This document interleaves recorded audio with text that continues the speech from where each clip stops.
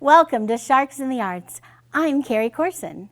Our guest today is artist Raul Perez. Thank you for talking with us today, Raul. Thank you for having me.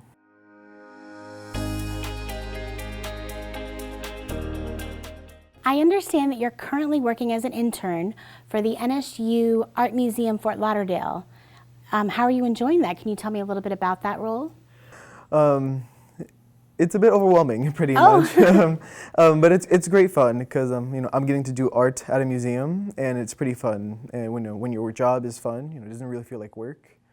Now you're working on a VR project. Can you explain to me what is VR? How is it different from AI?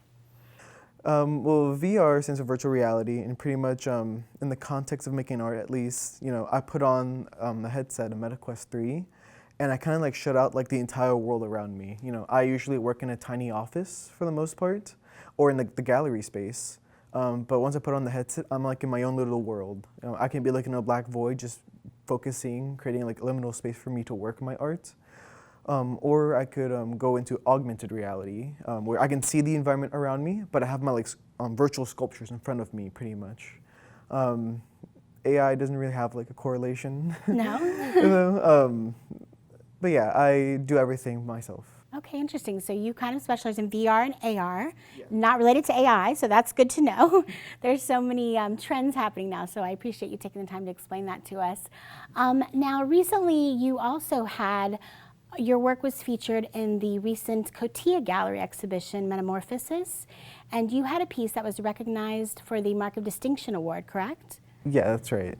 Could you tell me what was that piece about? What was the title? How did you create it? Things like that. The title of the piece that won that recognition was called Sketchy Breaker. And pretty much it was just, I took a GIF of a breakdancer that I found online, and I broke down that GIF into its individual frames. And then I I recreated all of those gesture drawings.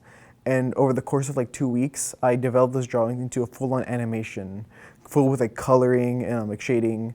Again, this breakdancer doing this dynamic flare move. And then I took that GIF and I put it on top of a photograph that I took to kind of place my own creation in the reality through photography. And that piece came to life as well with Adobe Aero, where guests would scan a QR code with their phone. And once they pointed their phone at the painting, then the breakdancer would come to life on their phone as well. So I have the physical installation of the piece that people could admire just by itself, but I had that added on augmented reality element to it that gave it a bit more life, a bit more staying power in people's mind. Because that was a crowd favorite during the exhibit. Do you have any other thoughts that you'd like to share with us? Again, I'm happy that I'm here, and my previous major, I felt like another face in the crowd, but throughout, the Department of Media and Communication in the Arts, I felt like, I've been really able to express myself, get my name out there. And I don't really have to betray my ideals. Everything that I make is true to myself.